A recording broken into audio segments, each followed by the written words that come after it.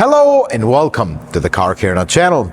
Welcome to the Lexus RX, the latest generation Lexus RX. We're going to revisit the Lexus RX. We did review it when it first came out. We've had some time to drive the RX 450h Plus, which is this one. This is a production model. The one we reviewed before was a prototype.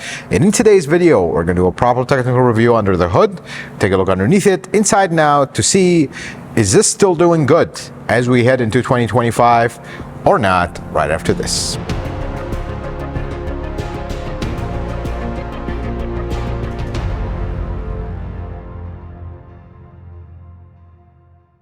Let's start our technical review under the hood. There's something about the RX, not just the 450h that we're reviewing here today, but the RX in general. I call it, you have options or choices. There is multiple trims and options and all kinds of goodies that you can choose from, and that's actually cool. So you have the RX 350, which now the 350 or the numbers don't correspond to the engine size.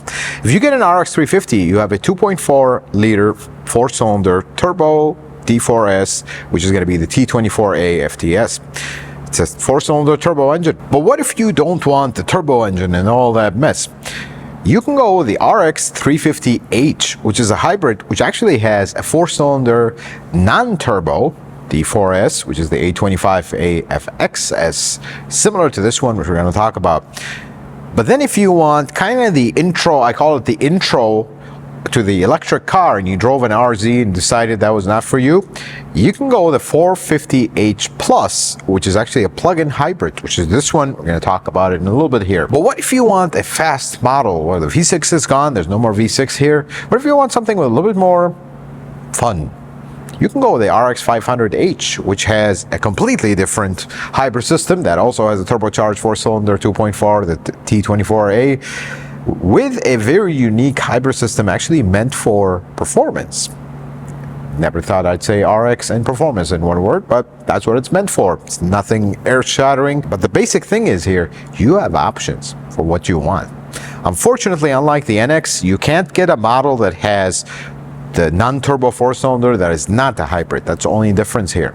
So with that, let's dive into the powertrain. So the A25A and the T24A are very similar engines. They're actually the same generation engine, but one of them is turbocharged, one of them is not.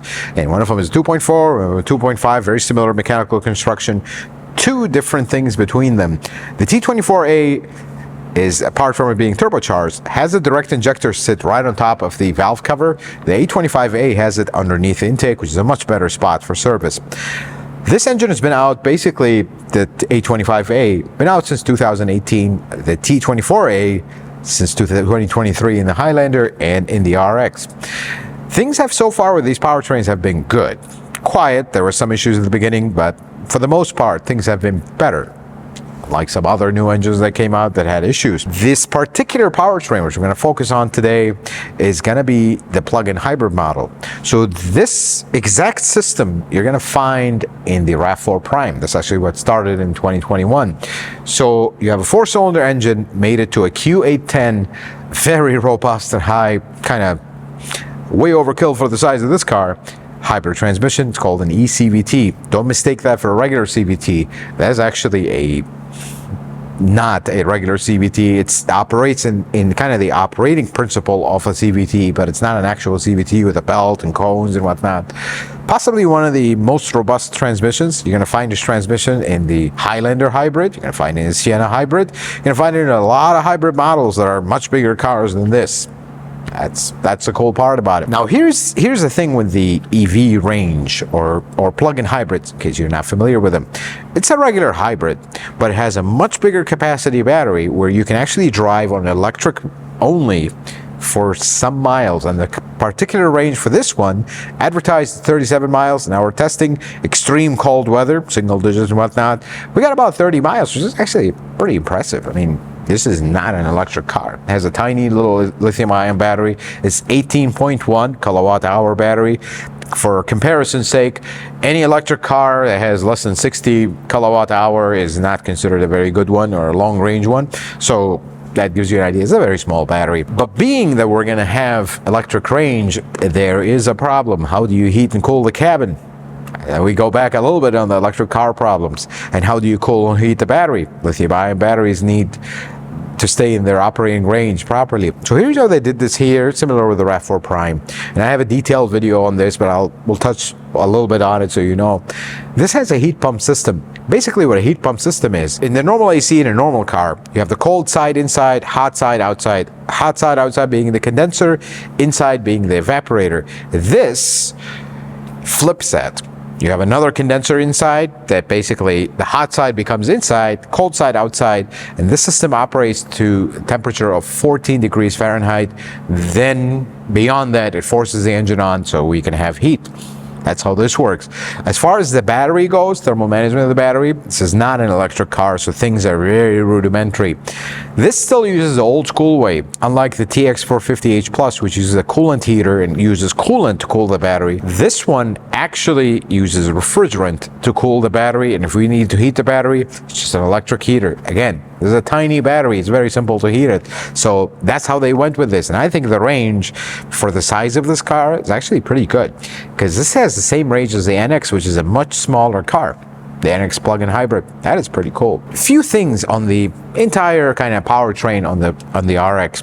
A25A, we like. It's a good engine. So far, so good. We haven't had issues. Few little issues when they started, but by the time the RX came out, most of these were taken care of. But one thing on it, this has a 4th generation hybrid system, and I never thought there would be a day where I say that as kind of with a sad face a little bit, because 4th generation hybrid system is great. I mean, it's smooth, it's refined, it's great. That's right until they came out with the 5th generation hybrid system, and it's like, wow, they actually make this better. Here's the thing with Toyota, and this is the interesting part. There was a time where they came out with their highest tech on the Lexus side first, then Toyota kind of followed, which is what you expect. I mean, you're paying more for these cars, they're premium. Not currently, because right now the only models that have a 5th generation hybrid system, at least the data film in this video, is a Camry hybrid in the new 25 and the Corolla Cross. Basically some of the lower end cars that they have on the Toyota lineup. No Lexus has it yet. You'd expect this to be the first car to have it. Well, it doesn't. It's 4th generation hybrid system. Even in the regular, like the regular hybrid, not the plug-in hybrid, it's the same deal. That's kind of, wish they would come out with the luxury cars first with the new generation, but they don't do that. Nothing against the 4th generation hybrid system here, but it is a 4th generation. You're not getting the latest and the greatest. This is a luxury car that's expensive. That's the only concern I have. As far as the turbo engine, so far so good, but it is a turbo engine. If you're gonna plan to buy one, I would be heavy on that maintenance, folks. Don't be driving that 10,000 miles. Don't be forgetting about the letting the turbo cool down after hard driving and whatnot, especially in the RX 500 if you're gonna buy it for performance sake. You gotta remember that. I'll leave a video right here for some tips on how to take care of a turbo engine and make it last. But so far so good. But again, they've only been out for a couple of years. Time will tell. I hope they hold like the A25. A25 gets a thumbs up because so far so good. We don't have big disasters with it, and that's good. Overall, looking underneath the hood here, things are well. I don't see stuff sticking out as not high quality or cheapo plastic. Some of the coolant piping can be better. This engine bay in the RX 450H Plus is a little bit busy with the heat pump piping and all that, but overall things quality-wise, at least from what we can see here, pretty consistent with what we've seen in the past. Not overbuilt like the 90s, but not underbuilt and cheap and cutting corners. And I like that. Let's take a look underneath the Lexus RX 450H Plus. Now, the only difference between this and the regular hybrid model is the battery. Talk about that in a second. Let's take a look at the front suspension here and the brakes. 2-piston caliper in the front, aluminum knuckle. You do have a steel lower control arm with a separate ball joint. It's a pretty cool design. If we come around and look here to, I don't like these. These are aluminum sway bar links. They're better than plastic ones, but the steel ones would have been better. I'm noticing Lexus slowly switching to that. But McPherson strut in the front, pretty standard stuff, nothing fancy here. Everything's covered here. You do have an opening here for the oil filters right here, and then your drain plug. Then we come down here, you notice the exhaust takes a turn to the side. There's something about the RX that is a little bit of a interesting thing. It's covered all the way here, but they do leave this section open. And then on this side, they leave a giant section open. Wish they would cover it all the way. This is something they're usually pretty good at, but not this particular one. Exhaust, pretty high quality. I like Lexus exhausts usually are really high quality, and this one is the same way. The only thing I am noticing is the flanges are getting smaller by the year. These flanges used to be, I mean, for lack of a better word, double the size of this. This is getting a lot smaller. I mean, even you notice the bolt, how long, how much it protrudes. It's almost like this flange the bolt used to end up here. This was all flange, now we don't have it. Flanges are getting much smaller. That's kind of a concern, I have to say that. Let's look at the rear suspension here. So this is TNGA, pretty familiar suspension. We do have an aluminum knuckle. We do have a single piston caliper with electronic parking brake on it. I love these caps that they put here. This actually protects the bolt and nut from getting corrosion on it. Love that.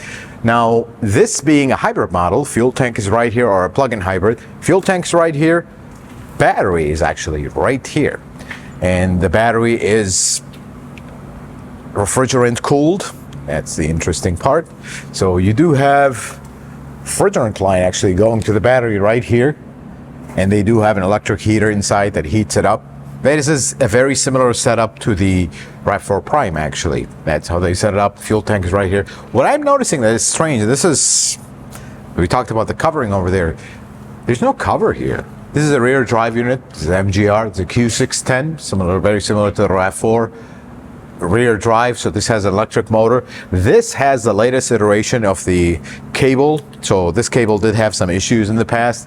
This used to be completely closed off, and water would collect here and corrode the cable. Then they had one with a big cutout. It was way too big and kind of exposed to debris. Now this one has these drains and slight openings, so when water gets in here, it'll just drain right out. So we wouldn't have any issues. I actually like this design better than the middle design that they had. But again, the covering, it's wide open. What's going on? This is a Lexus RX, not a RAV4, for example. The RAV4 has covers. And then we look at the same thing here. Wide open, no coverings. Same thing on this side, no coverings. Wish that would change, Lexus, because we used to do stuff like that very well. Let's take a look at the outside and the inside of the Lexus RX. Now, we've reviewed an RX when it first came out. The one we looked at the time was a pre-production model. This is an actual production model. So, the look of the RX, for the most part, it is a sleek looking thing. The spindle grille have gotten a lot less pronounced, and that is something that a lot of folks have requested. I think it looks better. It's more integrated into the body, not something that's like tacked on at the last. But there's one thing, the more you look at this car, you realize it has kind of a snout to it. You notice this section, kind of elaborate section that comes out and it just comes down. The more you look at it, the more you realize this still has a spindle grille. It's just less spindly, grilly deal. I can live with that. Cool thing is the radar sensor in cold climate specs, they are actually heated, so you can continue using adaptive cruise control in very cold climate when you have snow. So it'll melt the snow and you can continue operating. That's actually pretty cool. I wish all of them had that, not just the cold spec ones. Headlights are pretty nice. They're not over the top. They do have the big L. You do have a little blacked out section here. This is of course a model that is also sold in Europe. So you do have the headlight washers that do anything but wash the headlights. Sorry, our German friends, that's what the country requires these. We have high intensity headlights. Moving on from that, to the side, this is if you look at it from far away, this is a typical RX profile. However, there's one thing. See, when you see this, it always gives you an impression it is smaller than the previous one. And I think that has to do with this section.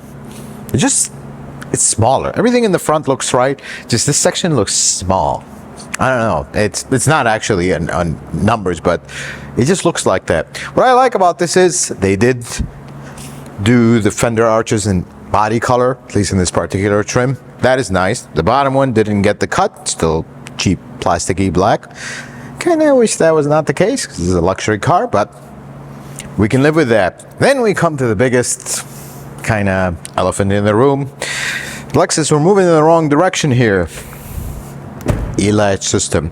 Look, I like the safety aspect of it, but I'd like if we spend more time on educating folks to actually look behind you before you open the door rather than the car do it for you, because the level of complication we had to add for this e-latch system to work is unbelievable. So this handle is actually not a physical handle. You have a button here. I can actually not even pull the handle. I can just push the button and it works. And the complication is, if your battery dies, how do you open the door? It has to be on the driver's side, but this panel comes out, then you have a keyhole, you open it, and then you actually have a little handle right here that opens the door. All 4 doors have this. That's a mechanical release. And on the inside, this is how that handle would look like. So if you want to open the door, you push this in, and that's a button. That's not an actual mechanical thing. That's a button. But the manual release is the entire thing comes out. And you actually have to reset it when you're done so it would work right. Really don't like this. Talk about them a little bit more. Of course, you have lock, unlock on all 4 doors. I mean, this is super simple here, because when you actually lock the door, nothing locks. It's just these buttons stop responding to your touch. That's the interesting part. So actually, your RX, the new RX, there is not a door lock per se. It's just a computer disregards the input from these, and that's how the car is locked. Pretty interesting when you think about it, but that's how it is. One thing about this glass, so they made this design, this swoopy design, but if you really look close, this is the only window you have, and it's a pretty small one. For visibility, it's actually not great. That's something I've been doing even the previous generation RX is the same thing, but I wish they would have worked on that to give us a little bit more visibility. Not the end of the world. Now, this being the plug-in model, you do have the second door here. Medium. Usually every single one we've tested is very flimsy, but this one is medium. This does not have fast charging, of course. This is limited by the onboard charger here. Fuel doors on the other side. In the back here, love the look of the RX. I have to say, this part they did really well. Bar taillight looks very elegant. Lexus written out, not a logo, in a very nice font. Looks very right. And I like that they didn't get super carried away with the badging. RX 450H Plus. That part, they did get carried away. 350H is a hybrid. 450H would have been plug-in, but the Plus had to be there. All-wheel drive, I can live with that. Let's look at the back here. It's a pretty decent size and actually pretty wide. You notice how you have these big openings on the side here. A little bit of the wheel well protruding, but not super protruding here, limiting the space. But the slope of this does limit your high items. You look underneath here. There is the thing we hate the most about cars. Inflate kit. This lost the spare tire. The battery does live here. That's where they put the 12-volt battery here. Now, one thing about this door, it does have dual motors. I like that the motors go inside the hatch, not into the headliner, which makes service very easy. You do have a light here. I like that this is something I just feedback to Lexus in case you all are watching. Why don't we put the smallest light, just one, not two, and the dimmest light in the planet? I mean, the lights that are here, they're very nice, you know, you can see, but this one almost does absolutely nothing at light. You just can see it, but you can't really use it. I wish they would put kind of brighter lights, and 2 of them would be nice. I mean, it's a premium car, that's the whole point. Moving past that, this is the second row seat. In this particular model, it is power. Possibly one of the gimmickiest thing in the planet. I just have to say it. I actually own a GX 460 that has the same thing. Really dislike them because I have just wasted a considerable amount of time of my life waiting for the seats to come down. It could have been manual and just come down and I can just pull them up, but hey, you can, if you have moments of your life to spare, you can just wait for the seats to wear up. We'll get there eventually.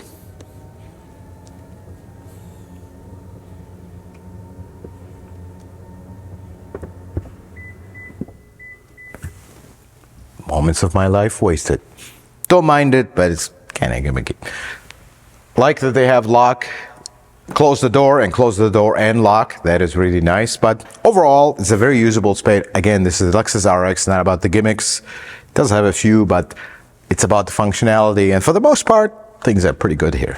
And with that, let's go take a look at the interior. And this is where things get actually better, in my opinion. And as soon as I stepped here, I take that back. There is a lot of good things here, maybe a couple not so good things. I mean, this is such a nice interior from an execution standpoint, materials, everything. And the best part about it is when you drive the RX, it is so quiet. Now, the RX has always been quiet, but this takes it to the next level. I love that part about it. And my favorite one, in this particular one, the leather color is very nice, although it gets dirty very easy, but love this color. It just gives it a very interesting dynamic. And I love this wood. They do this part super well. And you know, you look at the steering wheel, they only have the wood like halfway through, and some people will say they cheaped out. Actually, it's a better idea, because if you have a full wooden steering wheel and you put your hand on it when it's cold, it's not pleasant. This has the leather, it's at least a little bit better, not like wood. Now, this is where things are good and not good. Finally, Lexus joins the rest with modern technology inside their car. This is the latest infotainment system. Works pretty good for the most part. Can be glitchy at times, but for the most part, it's a huge improvement over the previous. But with that come the loss of physical button control. Your HVAC controls are all on the screen. You only have these two dials that control your temperature, and you have a volume and on off and a couple defrost and whatnot, but everything else is in the screen. For everybody else, this is great. For Lexus owners, typical Lexus owners that buy this for its simplicity to use and everything, that is slightly on the gimmicky side. Same thing with the e-light system. And then the steering wheel controls. Really dislike these. So they decided, let's take the steering wheel controls from the previous generation that worked perfectly fine, never overcrowded, nothing, and let's change them with these super complicated ones that you have to use the heads-up display, which if you're driving on a sunny day with sunglasses you can barely see, to kind of their touch capacitive. You put your hand, it'll show you, and you can change what the command is. Super annoying. I mean, if you put the previous generation RX steering wheel here, would have worked exactly the same. Nobody would have ever complained. Just had to get that out of my system. The gauge is just a tiny screen, not even the whole screen. That was kind of, when you're buying a luxury car, if you're going to do a screen doing all the way out, they didn't. It doesn't do absolutely nothing more than any two mechanical gauges do, but that's what they decided to go with. That part, nobody will complain about, because that is what you expect going into a Lexus. That is not going to be gimmicky and strange. Shifter is a Prius shifter, or if we like to give it an upgrade, an LC500 shifter. Just, this is drive, this is reverse, park is a button. One of the least gimmicky kind of shift-by-wire stuff. But with that, this interior overall, having lived with it again now for the second week, we reviewed the first one, and now it's a very nice place to be. And this particular production model here with this particular trim, I mean, it's such a nice place to be. Extremely comfortable, extremely quiet. The only thing that intrudes on this quiet mix is the powertrain, which we're going to talk about in a little bit here. Let's take a look at the second row seat here. This is my driving position. I'm 5'7". I have plenty of knee room, decent headroom, even though this has the pano sunroof. Very nice seats in the back. I love that the same pattern comes here in the door panel and didn't cheap out.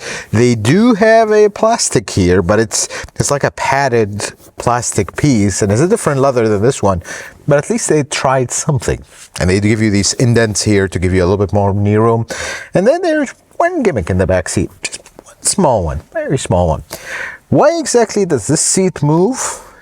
Was this car meant to be chauffeur driven by any chance? I hope not, because it's a family SUV. I don't know why they do stuff like that. Just, why not? I feel like this is the one more check mark we're gonna do. Doesn't make sense. But what I love about this is it has heated and cooled seats in the back, at least in this particular trim. Super comfortable seats, super nice materials. This interior execution is very well. except a few gimmicky stuff here and there that will make a typical Lexus owner wonder why are they there to begin with. Let's talk about some things I do not like about the Lexus RX this generation. The biggest thing is the gimmicks. I feel like they tacked on too many gimmicks that just go against what the RX should be. Starting with the door handles, the Eli system, while I love the safety aspect of it, all this stuff, yeah, great. But the complication that goes with it, and then the 90% of the owners of the Lexus RX don't even know what to do in an emergency. Yes, you should read your owner's manual, but it's like, why do we do this to begin with? It's kind of very gimmicky. Which takes us to the next super gimmick, the steering wheel controls.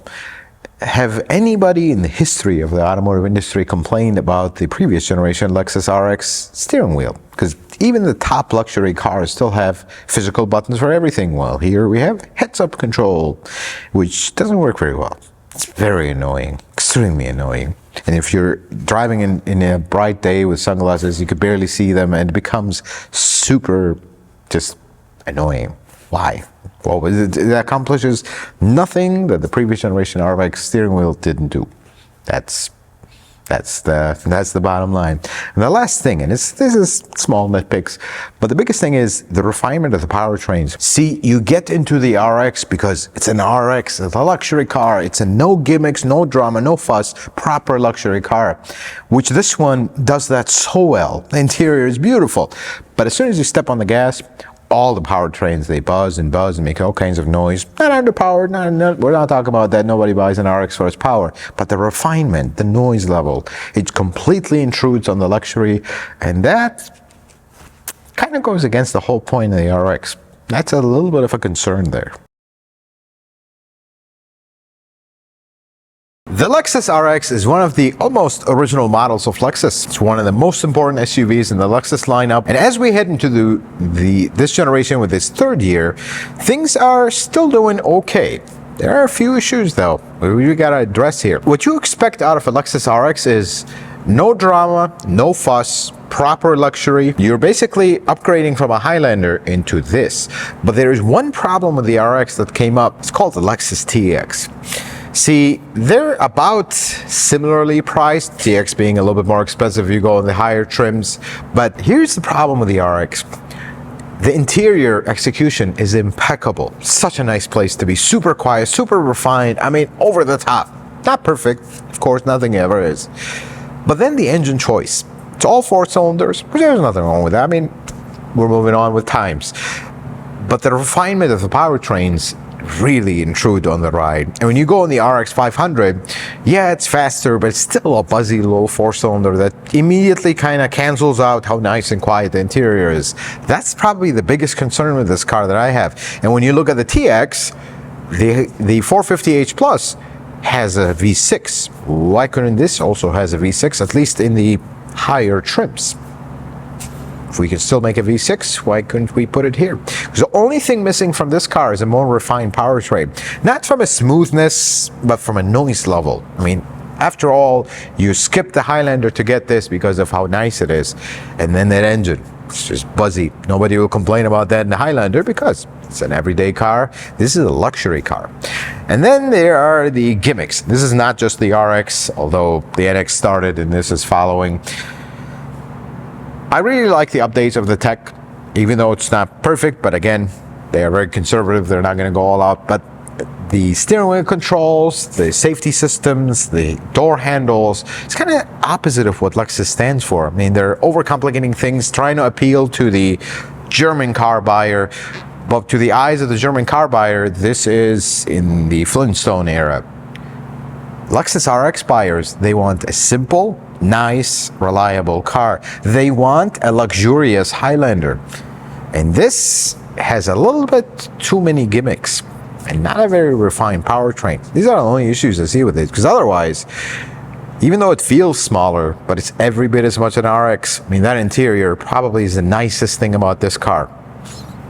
They did that part super well. Looks good on the outside, it's functional, has all the features you expect out of the RX, and that part is still very alive and well. We like that. Just lose some of them gimmicks. People appreciate that. Maybe the price will drop a little bit, and that even helps. Folks, I hope this video was helpful and informative. I hope you learned something new. If you like it, consider giving it a thumbs up. If you're not a subscriber, consider subscribing to the channel. Check out some of my other videos. Until the next video, folks, may the Lord bless you and keep you, and you have yourself a wonderful day.